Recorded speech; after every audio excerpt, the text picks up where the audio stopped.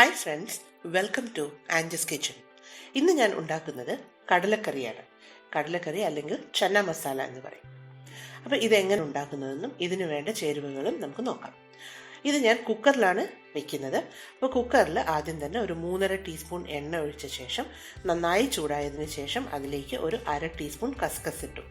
അതിലേക്ക് ഒരു 1.5 ടീസ്പൂൺ ജീരകപ്പൊടി, ഇത് നല്ല ജീരകമാണ് ചേർക്കുന്നതെങ്കിൽ നേരിട്ട് ചേർക്കുകയാണെങ്കിൽ ഒരു 1 ടീസ്പൂൺ മതി. പിന്നെ അതിലേക്ക് ഒരു 1 ഇഞ്ച് നീളത്തിനുള്ള ഇഞ്ചിയും ഒരു 5 അല്ലി വെളുത്തുള്ളിയും ചതച്ചത് ചേർത്തു. അതിൻ്റെ പച്ചപ്പ് പോയതിന് ശേഷം അതിലേക്ക് കുറച്ച് കറിവേപ്പിലയും ചേർത്തു. അതിലോട്ട് ഒരു 2 ഉള്ളി ചെറുതായി അരിഞ്ഞത്, അതായത് ക്യൂബ്സ് ആയിട്ട് അരിഞ്ഞത് നമുക്ക് ചേർത്ത് കൊടുക്കാം. ഒപ്പം തന്നെ കുറച്ച് ഉപ്പ് ചേർക്കാം. ഇത് നന്നായി ഒന്ന് വഴണ്ട് കിട്ടാൻ വേണ്ടിയിട്ടാണ് ഉപ്പ് ചേർക്കുന്നത്. എന്നിട്ട് ഒരു മീഡിയം ഫ്ലെയിമിലിട്ടിട്ട് നമുക്കൊന്ന് നന്നായിട്ട് വഴറ്റിയെടുക്കാം. അപ്പോൾ ഉള്ളി വഴണ്ടതിന് ശേഷം അതിലേക്ക് 2 പച്ചമുളക് നടുവ് കീറിയതും 1.5 തക്കാളി ചെറുതായി അരിഞ്ഞതും ഇതിലോട്ട് ചേർത്ത് കൊടുക്കാം. എന്നിട്ട് ഇത് നന്നായി മിക്സ് ചെയ്തതിന് ശേഷം ഒന്ന് അടച്ചു വെച്ച് നമുക്ക് തക്കാളി ഒന്ന് വേവിച്ചെടുക്കാം. അപ്പോൾ തക്കാളി വെന്തതിന് ശേഷം, ഇപ്പം നമുക്ക് തക്കാളി എല്ലാം വെന്തിട്ടുണ്ട്.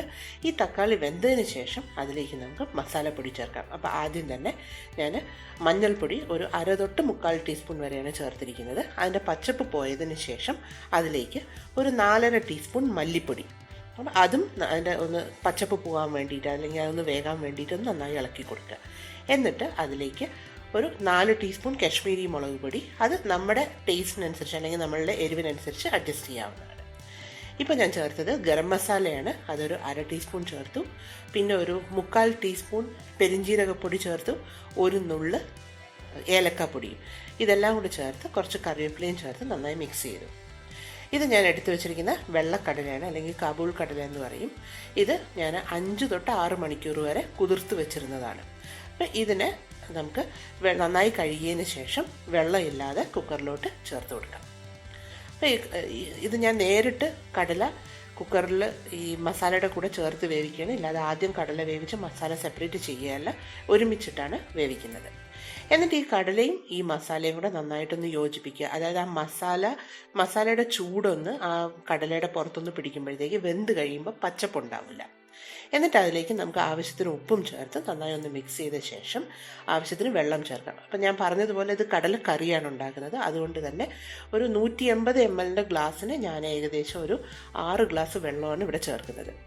ഇത് കുറച്ച് കട്ടിക്ക് വേണമെന്നുണ്ടെങ്കിൽ, അതായത് കറിയായിട്ടല്ല എങ്കിൽ നമുക്ക് അതിനനുസരിച്ച് വെള്ളത്തിൻ്റെ അളവ് കുറയ്ക്കാവുന്നതാണ്. അപ്പോൾ ഇനി ഇത് കുക്കറിൽ നമുക്ക് പ്രഷർ കുക്ക് ചെയ്യാം. അപ്പോൾ ഇത് ഹൈ ഫ്ലെയിമിലിട്ടിട്ട് ഒരു സ്റ്റീം വന്നതിന് ശേഷം അതിന് സ്റ്റീം നന്നായി, അതായത് തീ നന്നായി താഴ്ത്തി വെച്ച് ഒരു 10 മിനിറ്റ് നമുക്ക് വേവിക്കണം. എന്നിട്ട് ഓഫ് ചെയ്ത ശേഷം ഫുൾ സ്റ്റീമും പോയതിന് ശേഷം തുറക്കാം. അപ്പോൾ തുറക്കുമ്പോൾ നമുക്ക് ഇങ്ങനെ ഇപ്പോൾ കടല എല്ലാം വെന്ത് കാണും.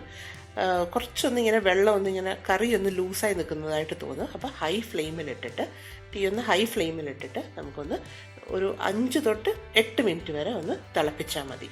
അപ്പോൾ ഈ സമയത്ത് നമുക്ക് ഉപ്പ് അഡ്ജസ്റ്റ് ചെയ്യാവുന്നതാണ്. ഒപ്പം തന്നെ ഞാനിവിടെ എടുത്തു വെച്ചിരിക്കുന്ന ബാക്കി ഗരം മസാല, അപ്പം നേരത്തെ ഒരു 1/2 ടീസ്പൂൺ ചേർത്തു, ഇവിടെ ബാക്കി 1/2 ടീസ്പൂൺ ഞാനിപ്പോൾ ചേർക്കുകയാണ്. അപ്പം നല്ലൊരു മണം കിട്ടും കറിക്ക്. എന്നിട്ട് ഇതിലേക്ക് ഞാൻ കുറച്ച്, അതായത് ഒരു 1/2 തൊട്ട് 1/4 ടീസ്പൂൺ വരെ പഞ്ചസാര, അത് എപ്പോഴും ഈ അതായത് മുളകും ഉപ്പും ചേരുന്ന ഡിഷസിൽ കുറച്ച് പഞ്ചസാര ചേർത്ത് അതിൻ്റെ ടേസ്റ്റ് ഒന്ന് ബാലൻസ് ചെയ്ത് കിട്ടും. എന്നിട്ട് നമുക്കൊന്ന് അടച്ച് വെച്ച് ഹൈ ഫ്ലെയിമിലിട്ടിട്ട് ഒരു 3 to 4 മിനിറ്റ്സ് ഒന്ന് അടച്ച് വെക്കുക. അപ്പോൾ നമ്മുടെ കറി കുറുകി, ഇപ്പം നമുക്ക് കാണാം സൈഡിലായി എണ്ണ തെളിഞ്ഞ് നിൽക്കുന്നത് കാണാം. ഇത് ഇങ്ങനെ തെളിഞ്ഞ് വരുമ്പോഴത്തേക്ക് നമ്മളുടെ കറി റെഡി ആയിട്ടുണ്ടെന്ന് അർത്ഥം. അപ്പോൾ അവസാനം നമുക്ക് കുറച്ച് കറിവേപ്പിലയും മല്ലിച്ചപ്പൊക്കെ ആഡ് ചെയ്തിട്ട് ഇതിനെ ഗാർണിഷ് ചെയ്ത് നമുക്ക് ഇറക്കാവുന്നതാണ്. ഇപ്പോൾ കടലക്കറി റെഡി ആയിട്ടുണ്ട്. നമുക്കിനി ഇത് സെർവിങ് ഡിഷിലോട്ട് പകർത്താം. ഈ കടലക്കറി നമുക്ക് പുട്ടിൻ്റെ കൂടെയോ ചപ്പാത്തിയുടെ കൂടെയോ എല്ലാം കഴിക്കാൻ വളരെ ടേസ്റ്റായ ഒരു ഡിഷാണ്. എന്തായാലും ട്രൈ ചെയ്ത് നോക്കണം. Thank you for watching my video. Please subscribe and share it.